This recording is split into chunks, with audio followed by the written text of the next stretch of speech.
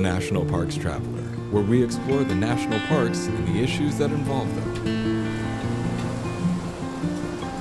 This is Kurt Repanshek, your host at National Parks Traveler. I recently had the great opportunity to visit Everglades National Park in South Florida on the tail end of the dry season.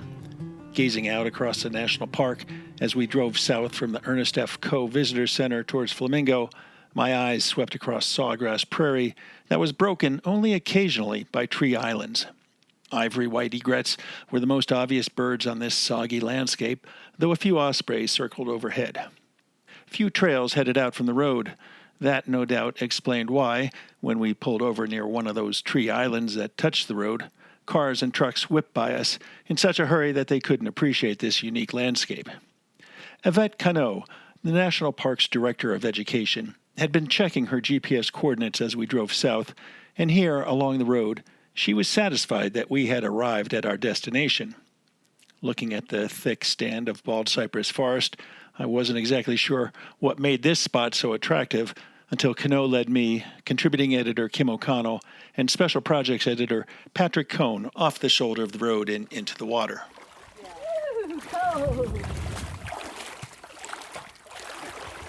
So, Yvette, what is this that we're walking through? Well, welcome to a Cypress Dome. We are surrounded by cypress trees, and these in particular are bald cypress, which basically means that they lose their needles, and you can see remnants of needles hanging on some of these air plants. Watch your step with some of these roots. Now this one's starting to throw out some bracts. Yes, so... This is the cardinal air plant? That would be my guess. There's a good variety of air plants. This is probably the more common one. This is obvious. The spring is here. All the blooms are starting. This is an old inflorescence. But probably in just a few weeks, you start to see the actual blooms come out of the inflorescence. So these tiny little purple flowers for the most part. But air plants can be this large, or they can be really tiny. They can be very, very small. So there's a good variety of air plants. And this is the ecosystem where you would find them. Nature's greenhouse is what I like to call them. Yeah. Now, am I right? Are they kind of related to pineapples? They are. Except these are epiphytic. Right. So all they need from the plant is space. They don't require any nutrients from the plant. They're just hanging out here, just like an orchid would. Right? They get whatever they need from the air, hence the air plant name. Right. And anything that might fall into the plant itself. Yeah. This is also home for tons of critters. You can find things like bats, lizards, scorpions hanging out in and around these air plants. Really? Yeah. Okay. Now, this is a wet hike, and we're about 15 or 20 feet off the road, and we're already knee deep. Is this typical, or is it just the time of year that we're at? Yeah, so usually during this time of year, we are at the peak of our dry season. So at the very end of our winter months, about to come into spring. And if you were to come here, normally we would be about ankle deep. This year in particular, we've received lots of rain during our winter months. And just the other day, we got a nice rainstorm that came through, filled up this area for us. So it's a nice treat to have so much water this time of year. Yeah, and we're from Utah, the Southwest, which is in a 1,200-year drought. So feel free to send some of this water out to us. Well, the Everglades loves the water, so I don't know if we're going to be giving it away. All right. Let's go on. All right.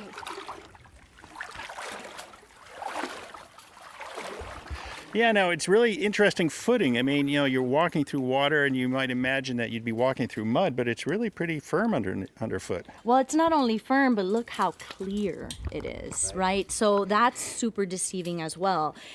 At first glance, when you're looking off the road, or when you think of Everglades National Park, you would have a tendency to think muck, mud, dirty water, but this is a river. It's moving water, and this clean water is essential, right? Everglades National Park was the first national park to be set aside for life. And life wouldn't exist with polluted water, right? That's true. And this is the very water that South Floridians drink. Or if you are a tourist and visiting South Florida, you turn the faucet on, you're drinking the water or taking a shower with the water that an alligator swam in. Good to know. Good to know. There's quite a bit of roots there, so just watch your step. And we can be a little higher if you come off the path there. You actually, that's the area where people have walked over and over again. This is a good example of a couple of cypress trees. I have a baby here to show you and a taller one. So let's look at some of the adaptations and some of the features of these trees. First and foremost, they're super flexible, which is so important if you live in a place that has tropical storms and hurricanes. So they do a really good job of moving around in the wind. However, that doesn't mean that they don't get knocked down from time to time. And when that does happen, alligators take advantage of those depressions for alligator holes, which we might get lucky and see as we keep going in.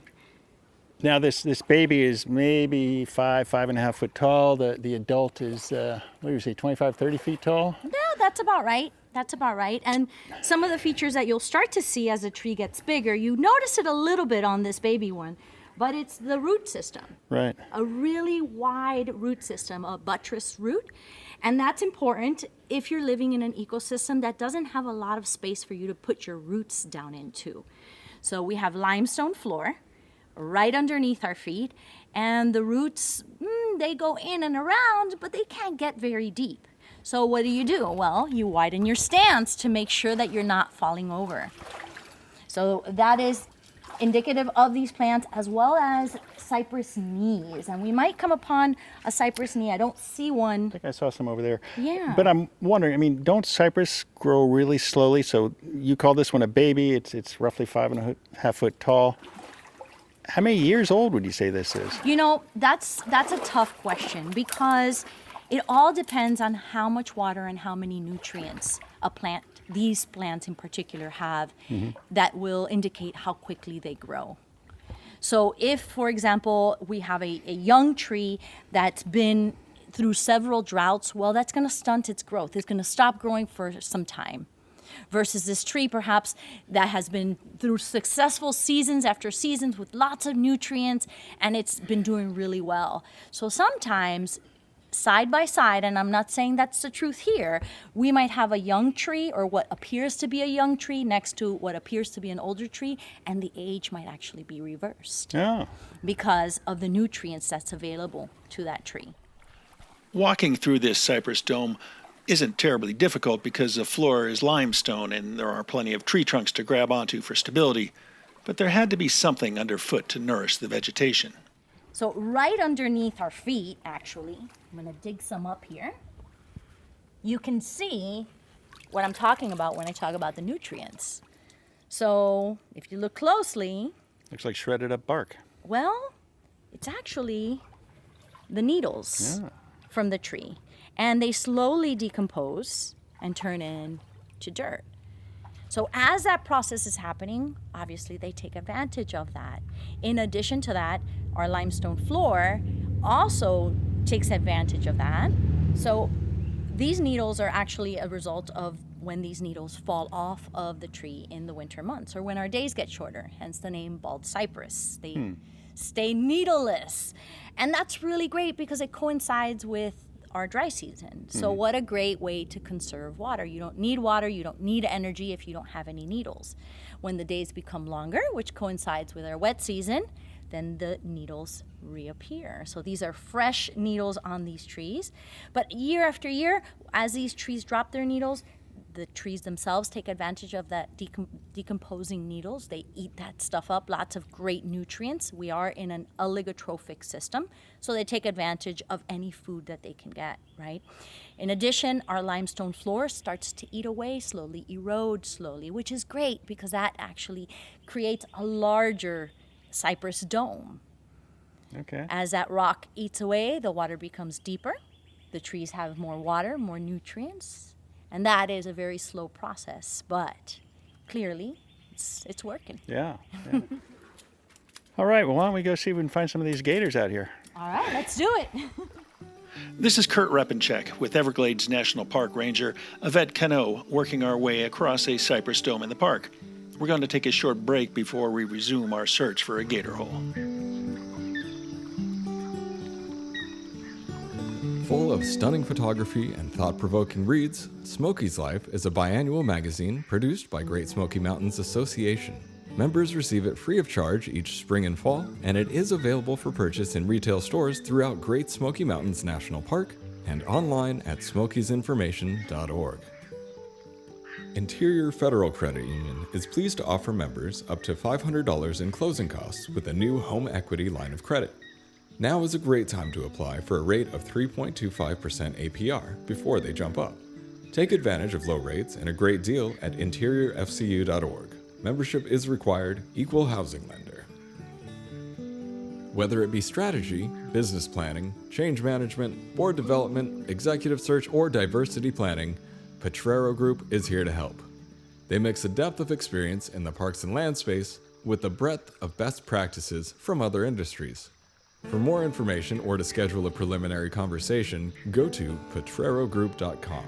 P-O-T-R-E-R-O group.com. The Everglades Foundation, the only organization whose sole mission is to restore and protect America's Everglades. Learn more at evergladesfoundation.org. The Grand Teton National Park Foundation is a private, nonprofit organization that supports projects that protect and enhance Grand Teton National Park's cultural, historic, and natural resources. By funding initiatives that go beyond what the National Park Service could accomplish on its own, Foundation donors improve the visitor experience and provide benefits to the National Park System for decades to come. See their successes at gtnpf.org.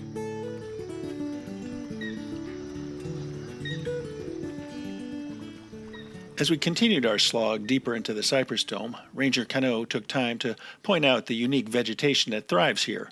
Most prominent, aside from the cypress trees, were epiphytes, air plants that don't need to extend roots down into soil or water, but rather cling to tree trunks and pull their nourishment right out of the air.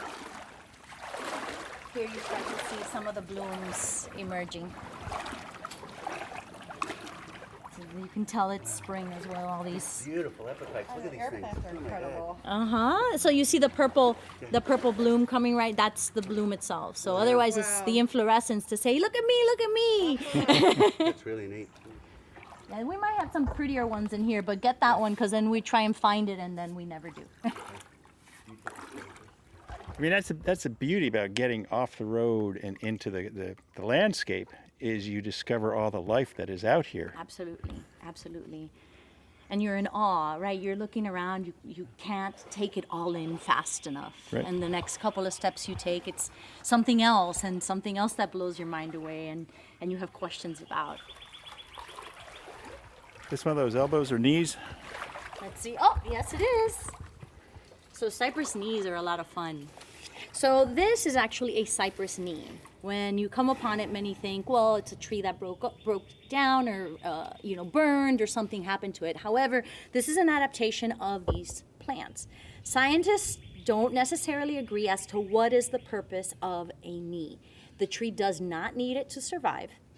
But what the debate is does it need it for stability, which would make sense if you're looking again at a wet ecosystem, limestone floor, not a whole lot of roots that are able to penetrate into the ground to hold on to. Mm-hmm. So let's not, let's spread out, let's shoot up some other features to help us stabilize, and then air exchange, so pneumatophores. So it does serve for both of those purposes. It doesn't need it to survive, which is mind-blowing, knowing, the air exchange piece of it, but clearly these plants are adapted to living with their feet wet their entire life.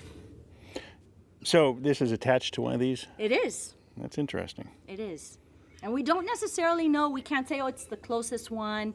That's not necessarily the case. It could be some of the furthest ones that decided, or one of the larger ones that decided to spread their roots out.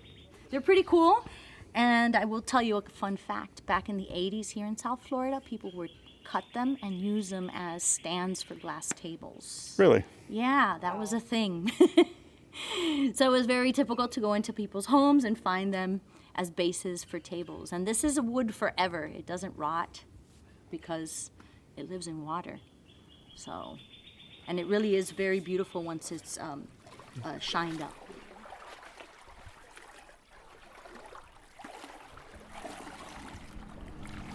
So Kurt, you can see we were talking about the different air plants. You can see how different this one is, right? So it's not, but for comparison. Yeah. See, this one's has like Longer tendrils. Yeah, I would say longer hair. Longer hair. Long curly hair.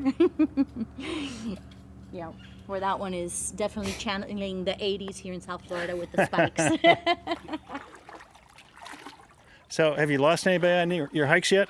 No, everyone's accounted for. All right. We'll try and keep it that way. Yes, So far. so far. And the water really is clear. I mean, you can see down, a couple feet if you're in a deep enough hole. Mm-hmm. So if you're in a couple feet, you might be sharing space with an alligator. So. All right. Well, he'll let us know, right? Or she'll let us know. Definitely.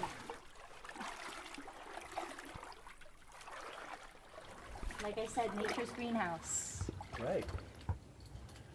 And these plants are really neat because once they bloom, what we would consider the mother plant or the plant that's blooming will die, and you can see evidence of that. Sure. And it has then the pups. So then it's, that's why they look so large sometimes, because it's one plant replacing the other, and it'll send out a few of these babies. Kind of like a spider plant at home, where it'll throw off those long tendrils, and you'll see a new plant. Right, but there's no long tendrils No. here. It has additional pups. And let's see if I can find some seeds. This is an old one, so there may not be any seeds left. And then those bracts are just coming out, and they're kind of scarlet and burgundy, and just beautiful. Yes, absolutely. So let me find some seeds for you. So we can have some fun here. Huh. Sounds like a squirrel was upset. That's a woodpecker. Really? Yes. We've got Red-belly woodpecker. We've got squirrels at home imitating woodpeckers. It's not an ivory bill. No, You sure? I'm sure. All I'm right. sure. Well, the seeds on these, and I can't seem to find any, they're fluffy and white. And the reason why you see multiple air plants in different places is because these seeds fly and they attach to this really rough bark. Huh. And then you have another opportunity for life. And it's really amazing because in different areas you don't see so many. Right now we're just surrounded by them in these Right. cypress. And you wonder, right? Was this a hurricane that made this happen at the right time of year in this particular area? Because hurricanes do strange things, right? Even though we think of them as these huge wind events, there's very specific wind events within each of these hurricanes. So did something come into this area and just do a really good job of spreading the seeds? Nature is pretty amazing, and it's magical in its behavior. Sure. Unpredictable too. Absolutely. And then something else that we can see on these trees is just how high the water level gets. So if we take a look at this one in particular, right? Sure. So we have the line being the color change, if you will, as a result of these lichen. So the lichen will stop growing where the water last was. So that's the high water mark. That's the high water mark. Yeah. So. When we're talking about the burgundy or the scarlet bracts on those air plants, and you look around and there's so much green in the ferns and even I don't know, what type of water vegetation is that? Yeah, there's a good amount of water vegetation, lemon bacopa. There's a couple of different grasses. You'll find sawgrass in here if it's a sunny enough spot. You'll even find some palm trees growing in this water. Really? Yeah. But just the color. I mean, it's really, really beautiful. Yeah, and the mosses as well. Every living thing takes advantage of this, right? It's the perfect situation. Imagine in the summer, look what nice cover we have. Mm-hmm. It's really conducive to avoiding the heat. So if you're a water-loving plant, you love the humidity, this is it. This is the perfect place for you. Yeah. So the colors are phenomenal. And in the winter, the vegetation disappears because they're bald cypress. Okay, we're getting closer to the middle of the Cypress Dome and hopefully a gator hole with some resident gators. We'll be back in a minute to continue our exploration with Ranger Yvette Cano. Acadia National Park is one of the 10 most popular national parks in the United States. It is also one of the smallest and most vulnerable.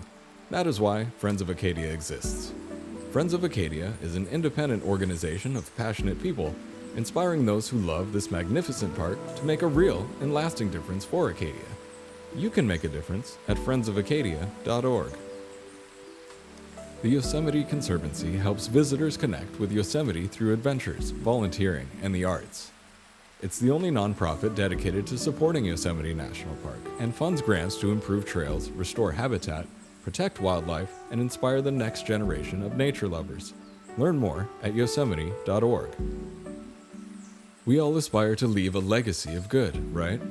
One way or the other, our parks and public lands are all of our legacies. Join Wild Tributes for the Parks community with apparel that pays tribute to where legacy roams. Together, we can and will make a difference for the parks. Join us at wildtribute.com. The Blue Ridge Parkway Foundation is the primary nonprofit fundraising partner for the Blue Ridge Parkway. It is made up of people who have a deep love for this majestic road and want to ensure that its natural beauty and the experiences it offers endure for generations to come. Show your appreciation at brpfoundation.org. Washington State is graced with 3 spectacular national parks, each different and special in their own unique ways. As the official nonprofit partner and the only philanthropic organization dedicated exclusively to supporting these parks through charitable contributions, Washington's National Park Fund has a mission to raise private support to deepen everyone's love for, understanding of, and experiences in Mount Rainier, North Cascades, and Olympic National Parks. Share your passion for these parks at wnpf.org.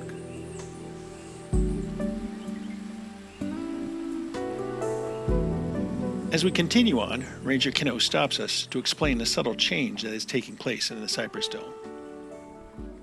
This is a nice clearing, so we're not going to walk through the clearing because usually that means it's deeper. The amazing thing is the fluctuations throughout the year in this ecosystem, whereas out in canyon country, it seems static because it's always the same, or it appears to us because we have such short lifespans. We don't appreciate the generations and years that go by between change. But here it's Well, and the change in the canyonlands, for example, happens over thousands of years, right? Here, it's every season we have this wet, dry change that really shows us, features the Everglades in a very different light. And here we have a different kind of epiphyte. This is a strangler fig. yeah. So you can see the vegetation coming up off of there. And unlike our bromeliads, this one will compete for space. So it will eventually take over this particular cypress tree and claim its space right here. Really? Mm-hmm. It is native. Cypress tree is 50 feet or so. Well, All right. competing for some space, and it'll happen unless some fire runs through here or for whatever reason it breaks off because of a storm, and then the cypress continue on. Okay.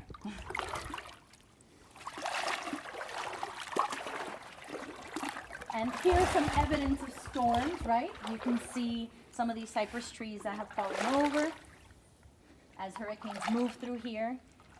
And we noticed that area that seemed deeper. Mm-hmm. That's probably where this cypress tree came from.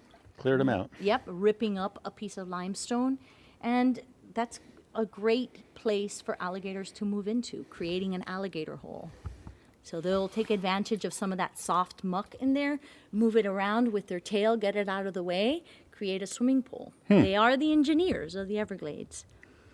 Not to mention the fact that all life depends on these gator holes. Yeah. Yeah. So peak dry season, there's no water except in the gator hole. If you're a fish or a turtle, a deer, a panther, a bear, you need water. Now, there's only one price to pay, though, right? Yeah. That landlord will collect rent about once a week. Now, you said we're on a Cypress Dome, but actually it's kind of concave, isn't it? I mean, the way the cypress is boring down, so to speak.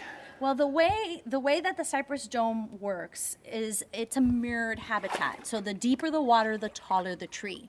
So if you stand outside of a cypress dome and look upon it, it has that dome appearance. Sure, sure. And then that's exactly what's happening underneath. So the taller the tree, the deeper the water. The smaller the trees on either side, the more shallow the water. And again, this is a cypress dome, not a hardwood hammock. Correct. A hardwood hammock is high and dry. Okay. So we consider those our castles, right? They're high and dry above the water. They have a moat around them, created by some of the mammals and even our alligators that will go around them as before they come upon them. Also, they were used by our Miccosukee Indians For homes. Oh, okay. Yeah. All right. And you can also appreciate the smell in here. It's Well, coming from Utah, I appreciate the humidity. My skin is loving it. I'm sure quite the difference. Yeah. I'll come back home looking younger. So are there turtles in here? Turtles, yes. All right. Yeah. Usually they'll take advantage of any sunny spot that comes through the canopy and perch themselves up, or, during the day they may find themselves just outside the Cypress Dome looking for some sun. Snakes as well, same thing. All They'll right. curl up on some of these fallen cypresses or on some of the knees. So what kind of snakes we got in here? Well, we can find, typically in the water, you'll find water moccasins. You can also find some of our water snakes that are non-venomous. Okay, well, you go first. Fair enough. Remember, they're more afraid of us than we are. Sure. So it's interesting, Yvette, we've got this one cypress that is kind of skinny and kind of looks like it's on harder times, and yet these air plants seem to love it. Absolutely. They don't discriminate. They appreciate anything that they can hang on to. And that one in particular is actually in full bloom. So again, this rough bark is great for the seeds of these epiphytes when they go airborne. It's got a little purple going on there. It does, and look how flexible that is. I mean, you're holding onto it and it's moving from side to side. Yeah. So can you tell from the height of the trees, I guess, when we get to the middle of the dome, so to speak, or the top of the dome? Yeah, from the height of the trees, but also the depth of the water. So remember, the deeper it is, the taller the tree. Okay. So we're little by little walking towards a deeper area. It doesn't seem that way, and especially because there's some dips in different areas. Yeah. But across the landscape, consistently is a little deeper in that center. Also, again, going back to our gator holes, that's usually where you're going to find the gator hole with that dry down. All right. Needless to say, that's where the water remains the longest. That's what we're here for. I want to see a gator. All right, we're headed that way. Charismatic megafauna.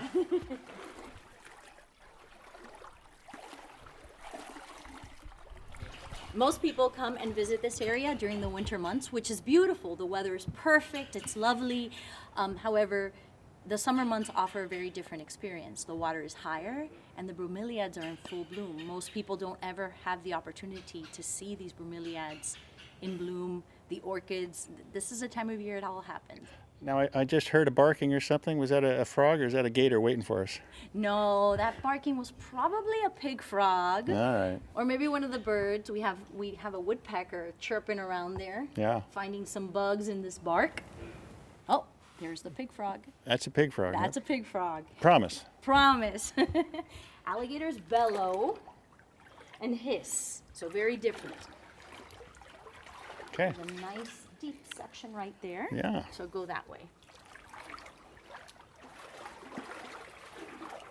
So we're going to read the landscape here a little bit, right? We've been walking through all of these cypress trees. Everything is pretty open. You can see in between the trees. However, I want you to look over to my right now.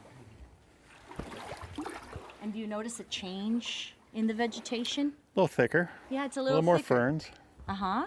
Right. So if you look up, do you also notice that maybe there's a bit of a clearing? There may not necessarily be as many cypress trees. Yeah, I think I see one of your fig trees there. Okay, one of the, oh, yep, one of the strangler figs. But what's happening is that a couple of trees must have fallen over.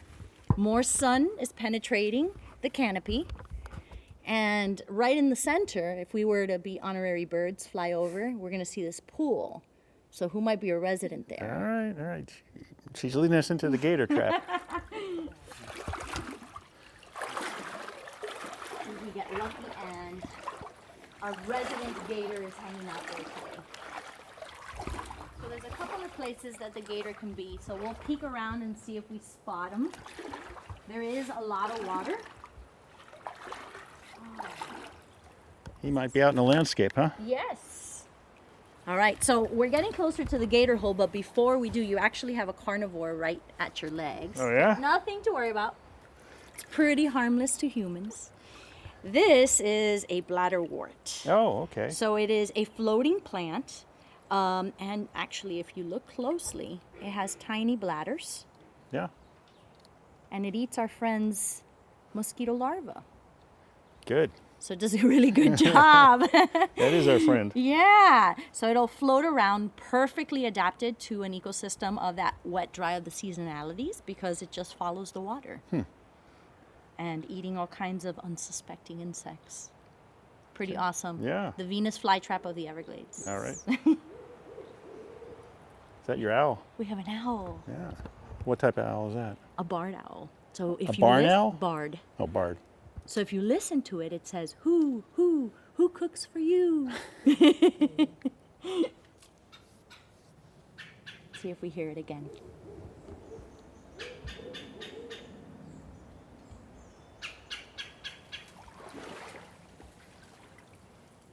Is that your hole? That's part of it. It's pretty big, so there's different compartments, if you will. So this is just one of the sections.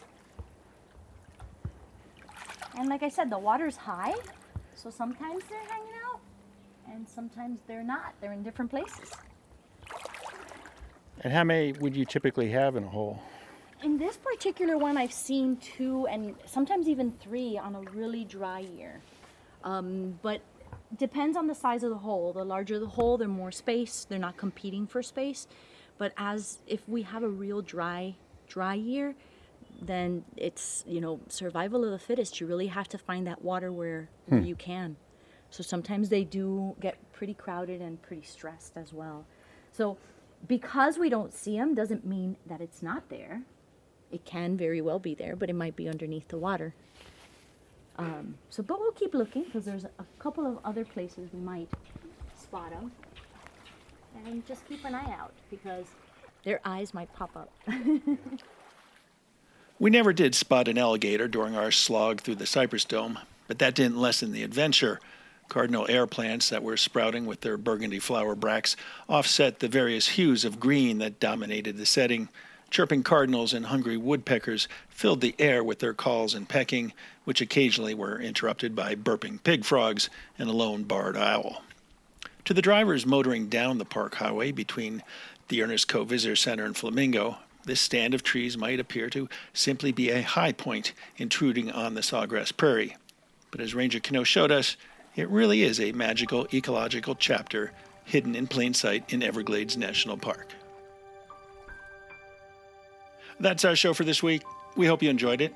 When you get a chance to visit Everglades National Park, check at the Coe Visitor Center to see about signing up for a slough slog into the landscape.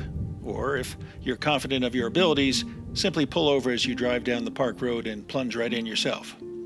Next week, we'll be visiting with Glen Canyon National Recreation Area Superintendent Bill Schott to learn how the ongoing drought in the Southwest is impacting Lake Powell and get a preview of what boaters should expect this summer if they visit the National Recreation Area.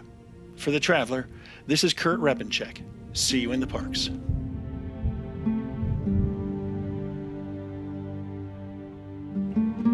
The composers and musicians at Orange Tree Productions have created a unique collection known as the National Park Series that has grown to include more than 30 CD titles.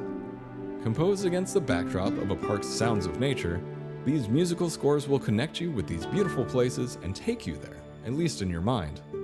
This collection is the #1 selling National Park audio series in the world and provides the background music for National Parks Travelers podcasts. Visit them at orangetreeproductions.com. Editing and production work for the National Parks Traveler podcast is done by Splitbeard Productions. You can learn more about us at splitbeardproductions.com. National Parks Traveler is a 501c3 nonprofit media organization that provides daily editorial coverage of national parks and protected areas. Traveler's coverage is made possible by reader and listener donations. visit nationalparkstraveler.org.